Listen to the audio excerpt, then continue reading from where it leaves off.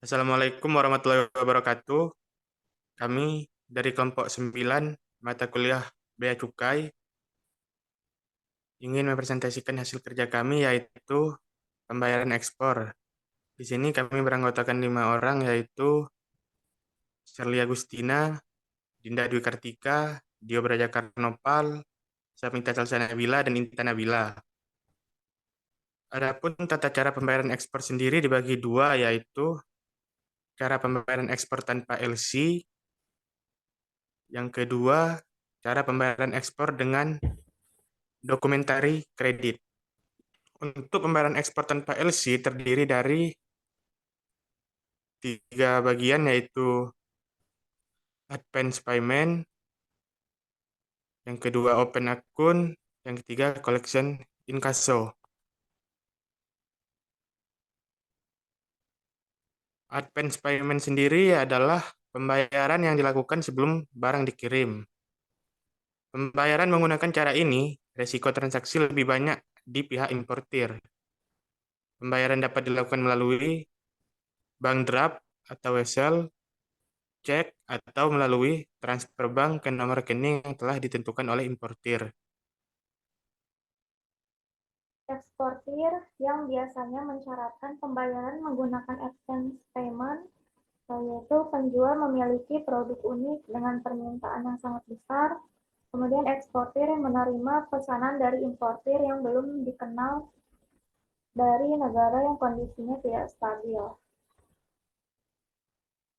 Adapun kondisi yang lain, misalnya importir memesan sampel barang dalam jumlah kecil, importir besar memberi order besar pada eksportir kecil agar eksportir mempunyai modal untuk berproduksi. Kemudian ada hubungan bisnis baru dan nilai transaksinya masih kecil, sehingga importir tidak mau menggunakan pembayaran berdokumen. Beberapa jenis advance payment. Yang pertama, payment with order, yaitu pembayaran untuk barang dan biaya lainnya. Kedua, partial payment with order, yaitu pembayaran hanya untuk barang. Ketiga, payment on document, yaitu pembayaran dilakukan jika eksportir telah melaksanakan pengapalan barang. Open account. Open account pembayaran dilakukan dalam periode waktu tertentu setelah barang dikirim. Periode waktu pembayaran umumnya 30 hari, 50 hari, atau 90 hari. Pembayaran menggunakan cara ini risiko transaksi lebih banyak di pihak eksportir. Cara pembayaran dengan open account sering digunakan perusahaan multinasional yang menjual barang kepada cabang atau anak perusahaannya di luar negeri. Eksportir memiliki kepercayaan yang tinggi terhadap buyernya di luar negeri akan memenuhi kewajibannya. Collection atau inkaso pembayaran dilakukan dengan cara eksportir minta bantuan bank dalam melakukan penagihan kepada importir. Collection atau inkaso adalah sebuah perintah oleh eksportir kepada banknya untuk menagih pembayaran kepada importir sebagai imbalan dari penyerahan dokumen kepemilikan barang yang dikirim. Pelaku dalam pembayaran menggunakan collection. 1. Draft atau importir, drawer atau eksportir, remitting bank atau bank yang di negara importing. Bank yang terlibat dalam proses penagihan ini tidak menjamin pembayaran. Mereka hanya bertindak sebagai penagih pembayaran. Jenis collection. Clean collection, yaitu penagihan hanya menggunakan draft saja, tanpa harus melengkapi dokumen transaksi. 2. Documentary collection, menggunakan draft dan dokumen pengirim lain SPT faktur, dokumen asuransi, SKA, dan lain-lain. Jenis documentary collection.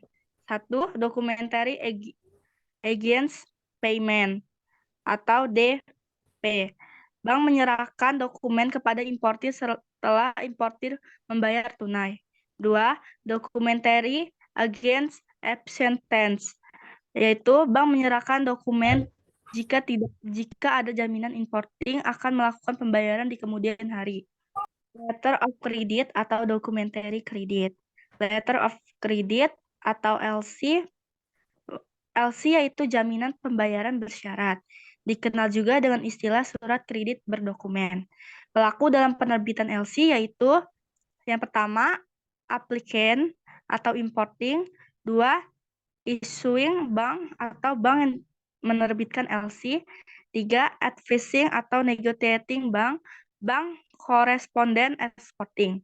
Empat, benefit carry atau exporting.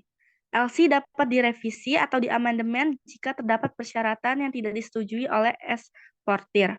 Misalnya harga lebih rendah atau waktu pengiriman barang terlalu cepat. Berdasarkan sifatnya, revocable LC yang dapat dibatalkan oleh importir atau isum bank kapanpun tanpa harus mendapat persetujuan dari atau pemberitahuan kepada eksportir. Kedua, irreversible LC tidak dapat dibatalkan sepihak oleh importir maupun oleh isum bank. Ketiga, irreversible and confirmed LC. Pembayaran terhadap LC dijamin oleh bank penerbit dan bank koresponden. Berdasarkan waktu pembayaran SIC-IT LC tunai, pembayaran dilakukan setelah eksportir menyerahkan dokumen dalam waktu 7 hari kerja. Usance LC, pembayaran menunggu jatuh tempo berapa hari dari tanggal pengapalan tim draft yang telah diaksep oleh bank disebut acceptance eksportir dalam menuju expense dengan harga diskon. Recharge LC, pembayaran sebelum barang dikapalkan eksportir dapat mencairkan sebagai dari nilai pada LC sebelum barang dikapalkan. Berdasarkan syarat pencarian Open LC, pencairan LC dapat dilakukan melalui bank mana saja. Restorasi LC, pencairan LC dapat dilakukan hanya pada bank tertentu yang disebutkan oleh issuing bank. Documentary LC, pencairan LC harus dengan menyerahkan dokumen pengapalan dan dokumen lainnya sesuai dengan yang ditentukan dalam LC.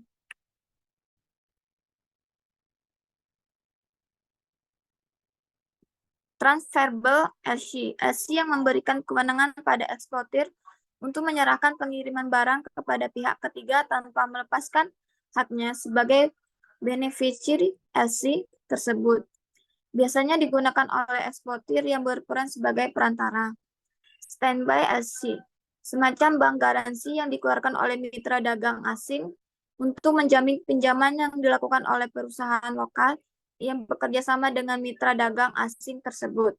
Cara pembayaran ini dilakukan jika cara pembayaran utama yang telah disepakati gagal dilakukan. Sekian presentasi dari kelompok kami. Terima kasih. Wassalamualaikum warahmatullahi wabarakatuh.